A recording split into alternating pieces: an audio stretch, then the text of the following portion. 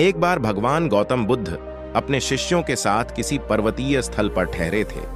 शाम के समय वह अपने एक शिष्य के साथ भ्रमण के लिए निकले।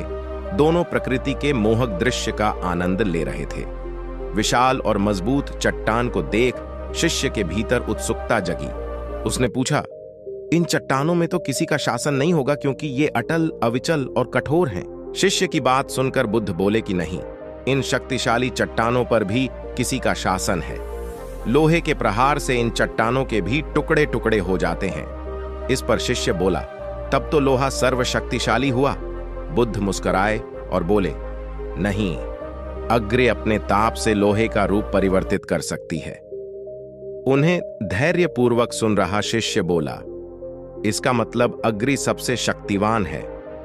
बुद्ध ने फिर उसी भाव से उत्तर दिया, नहीं, जल अग्नि की उष्णता को शीतलता में परिवर्तित कर देता है तथा अग्नि को शांत कर देता है। शिष्य कुछ सोचने लग गया। बुद्ध समझ गए थे कि उसकी जिज्ञासा अब भी पूरी तरह शांत नहीं हुई है। शिष्य ने फिर सवाल किया, आखिर जल पर किसका शासन है? भगवान बुद्ध ने उत्तर दिया, वायु का। वायु का वेग जल की दिशा को बदल देता है। शिष्य कुछ कहता, इससे पहले ही बुद्ध ने कहा कि अब तुम कहोगे पवन सबसे शक्तिशाली हुआ। नहीं, पवन सबसे शक्तिशाली नहीं है।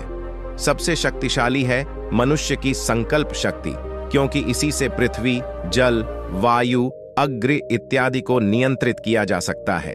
जीवन में कोई भी महत्वपूर्ण कार्य संकल्प शक्ति के बगैर असंभव है। इसलिए अपने भीतर संकल्प शक्ति का विकास करो।